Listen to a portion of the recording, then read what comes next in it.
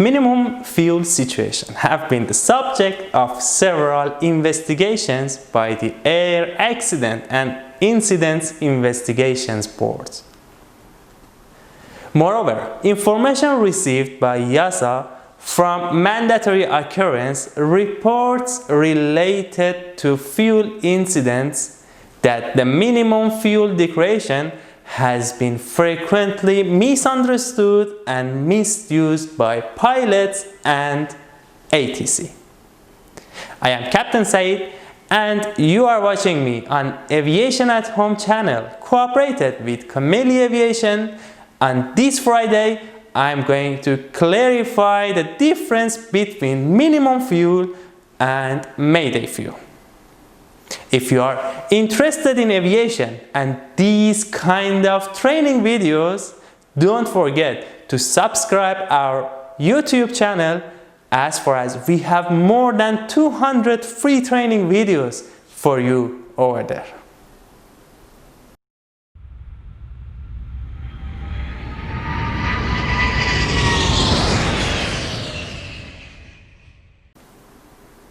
Hello everybody, I hope you are doing great. Welcome back to my new pilot job interview video.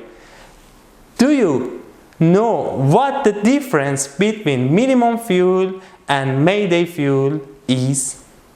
Before we go into minimum fuel discussion, it's better to answer one question. What is planned final reserve fuel? Final reserve fuel is the minimum fuel required to fly for 30 minutes at 1,500 feet above the alternate airdrome elevation.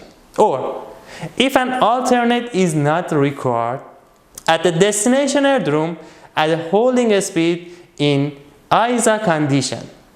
Also, some regulating authorities require sufficient fuel to hold for 45 minutes.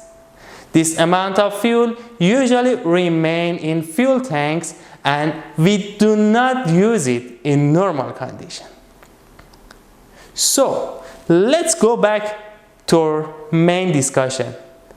The ICAO standard and related notes in Annex 6 Part 1 and 2 require that the pilot in command shall advise ATC of minimum fuel state by declaring minimum fuel when having committed to land at a specific airdrome.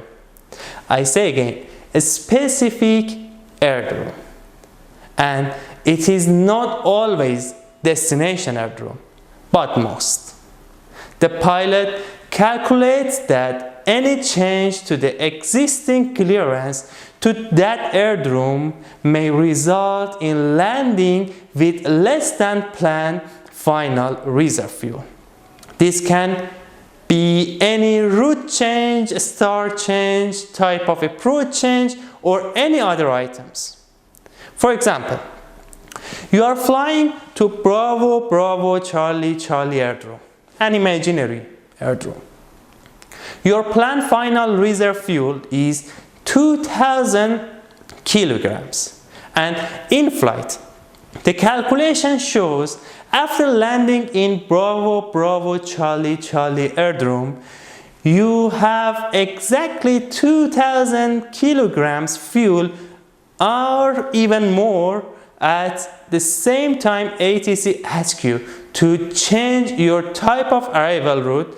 Now, if your new fuel calculation shows after modifying your arrival route, you will land with less than 2,000 kilograms fuel, so you may say to ATC as unable minimum fuel. The declaration of minimum fuel information, or I can say the declaration of minimum fuel, informs ATC that any change to existing clearance may result in landing with less than planned final reserve fuel. This is not emergency situation, but an indication that an emergency situation is possible should any additional delay occur. Pilots should not expect any form of priority handling as a result of minimum fuel declaration.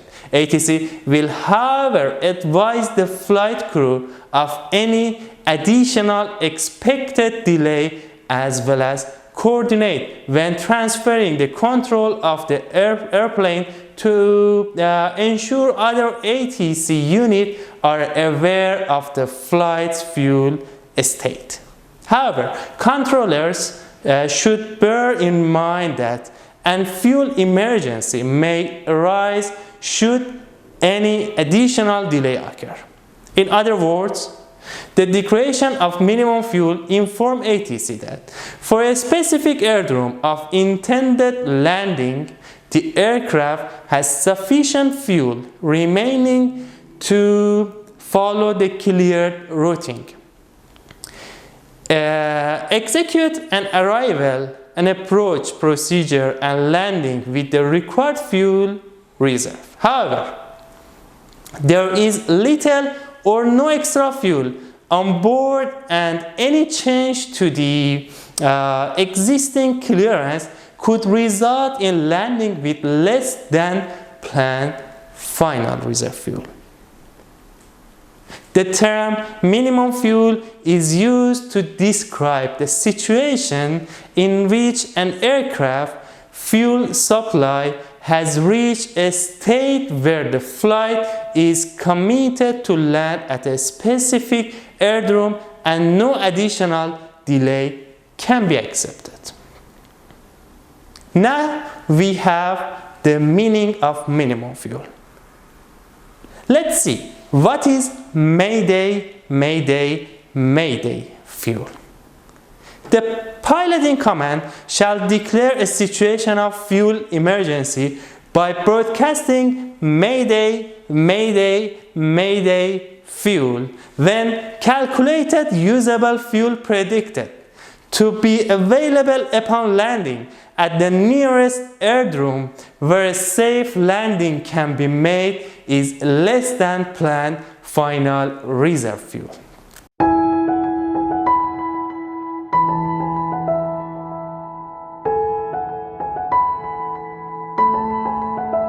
As an example, imagine an aircraft is flying to Bravo Bravo Charlie Charlie airdrome, which reserve fuel is 2,000 kilograms. And in flight, the pilot figure out after landing in Bravo Bravo Charlie Charlie airdrome, he will land with less than 2,000 kilograms fuel in his airplane's tanks. He must divert to another airdrome to land with the equal or more than the final reserve fuel. If Bravo Bravo Charlie Charlie is the nearest airdrome, he has no option except declaring emergency condition by saying Mayday, Mayday, Mayday fuel. So, as a conclusion, we can say the term minimum fuel should be used when you currently expect to land with more than the minimum fuel reserve. So everything is okay right now. But any further delay would result in being below minimum reserve. This situation is not yet an emergency. An ATC does not need to give you any priority, but they know that keeping you in holding pattern or delaying your landing could result in declaring an emergency. The term minimum fuel should be used when it is clear that you will land with less than the minimum final reserve fuel. This constitutes an emergency and requires ATC to act immediately. This could be priority for landing or diverting you to a different airport if available. Thank you for watching me. on Aviation at Home channel. Do not forget to subscribe us. If you are interested in aviation, be informed we have more than 200 videos in our website, our YouTube channel, our Instagram page and Opera channel. Sit back, relax and enjoy your training. See you next Friday.